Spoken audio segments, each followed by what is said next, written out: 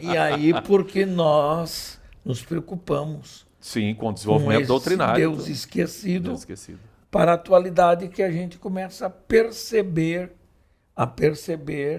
que ele começa outra vez a ser esquecido.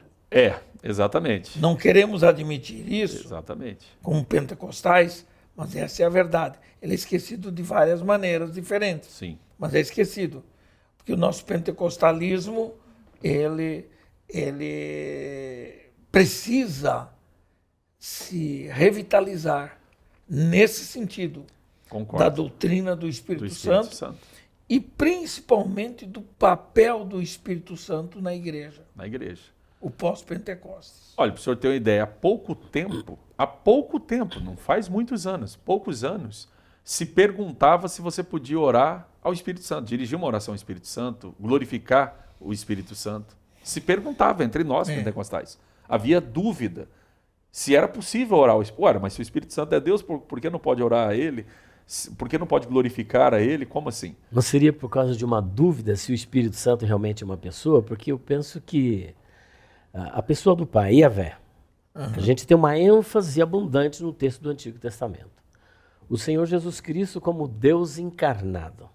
É uma experiência mais tangível. Tangível. Né? O Espírito Santo, geralmente, ele é descrito como Ruach Kadosh, Espírito Santo, Ruach Yahvé, o Espírito do Senhor, Ruach Adonai Yahvé, o Espírito do Senhor Yahvé, mas ele está sempre numa forma genitival, como que pertencendo a outra pessoa. O outro fato é dele ser apresentado como a terceira pessoa da Trindade. O que parece lembrar uma hierarquização, né? Justamente. E eu penso que então por aí, eu penso que na atualidade uma outra contribuição seria a teologia cessacionista, que não dá mais ênfase aos dons espirituais, aos carismas. Então qual o papel do Espírito Santo? Bom, não há mais batismo com o Espírito Santo. Não temos dons espirituais. Todo o papel carismático ele é esquecido. Logo, Ou seja, a figura cessou, né? a figura do Espírito Santo fica meio que figurativa, meio decorativa. Sim. Ao passo que a gente dá uma ênfase muito grande à questão cristológica, até por conta de que Cristo é a pessoa central na nossa salvação. Só que não podemos excluir da ação do Espírito Santo na conversão, no convencimento, e o que Jesus disse, e ele vos dará o outro, o alós, né? O parácletos. Então, o senhor faz observações importantíssimas também, e que eu suspeito que tenha alguma influência muito grande no não desenvolvimento teológico, né? Essa intangibilidade do Espírito. Mas eu gosto de sempre fazer algumas provocações, porque, por exemplo, uma das, se a gente pudesse dizer, de uma das definições de Deus na Bíblia é que Deus é Espírito. O Senhor Jesus disse isso. E a despeito de Deus ser Espírito, ele é teologizado. E o Espírito não é teologizado. Não é considerado no trabalho. A trindade, né, que aí entra a questão a trindade ontológica e a trindade econômica. Né? A trindade ontológica e a trindade econômica. Explica para os leigos como eu, pastor. Ok. Trindade ontológica é a existência, é o ser em si. Deus em si. Deus, Jesus e o Espírito existem lá no Antigo Testamento e sempre existiram. Inquestionável. Né? Eles sempre existiram. Não é uma coisa que... Agora, a trindade econômica é o que se revela. Então, o que se revela ao longo do texto, as pessoas não têm dificuldade de ver Jesus no Antigo Testamento como teofania. Mas tem dificuldade de ver o Espírito. Então, entende, o judeu até entende assim, como emanação de Deus, como uma força que sai de Deus. Cumpre um papel e acabou. Não é um ser, entendeu? Separado, né? Que toda tentativa de explicar a Trindade resulta em heresia.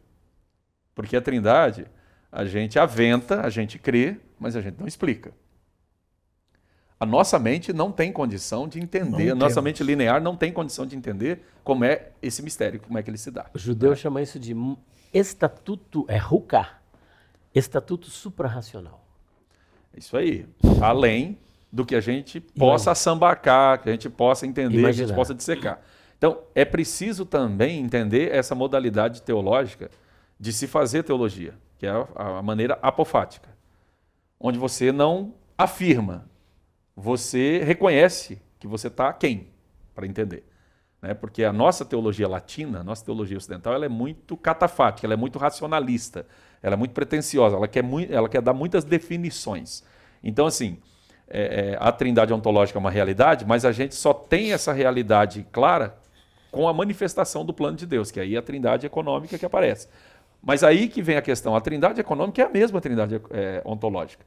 Só que a ontológica, a gente não tem acesso a ela, a não ser pela manifestação da economia divina, do plano divino, do desenrolar da atividade. Agora você vê, como é que você diminui a importância do Espírito Santo?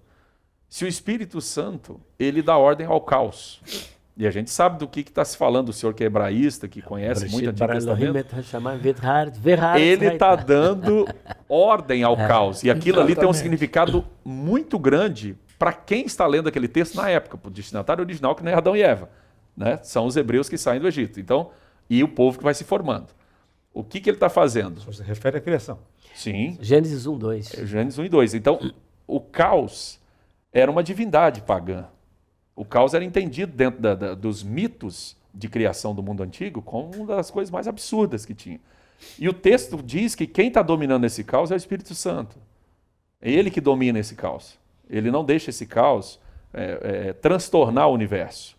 Está sob o domínio dele antes do universo vir à luz. E aí tem a teoria da lacuna, aquela coisa toda, mas a gente não vai nem discutir isso. A teoria do gap, a teoria do vazio. Exatamente. É muito questionável. São as teorias que tem dentro da própria visão conservadora do criacionismo. Como alguém que defende a visão apofática de se fazer teologia de forma despretensiosa, eu acho que toda definição ela é de alguma forma pretensiosa. Sim. Por mais elogiosa que ela seja, ela é pretensiosa. Eu acho que é muito difícil definir Sim. em palavras quem é o Espírito Santo. Quem é o Espírito Santo. Mas o credo nos ajuda nisso. Sim, ele pode nos ajudar. Nós definimos por aquilo que o credo diz. Sim. E que nos ajuda a entender. Mas o que me chama a atenção é de que a definição do Espírito Santo é baseada, acima de tudo, na revelação do que ele é, do que ele fez. Sim. Né? No mundo criado. Como é que nós conhecemos a Deus? Conhecemos a Deus, exatamente um deles é pela natureza. E outras coisas mais que poderíamos citar aqui. Mas quem é o Espírito Santo? No Velho Testamento, a ideia que prevalecia era o monoteísmo. Ainda que lá dentro, inserido não na cultura, mas na teologia do Velho Testamento, já estava a Trindade lá. Sim, absolutamente, estava lá. A gente olha para lá e vê. Por alguma razão, o Senhor não permitiu que os judeus entendessem isso. Não tinha condição, eu acho. Porque a revelação disto veio no Novo Testamento. No Novo Testamento.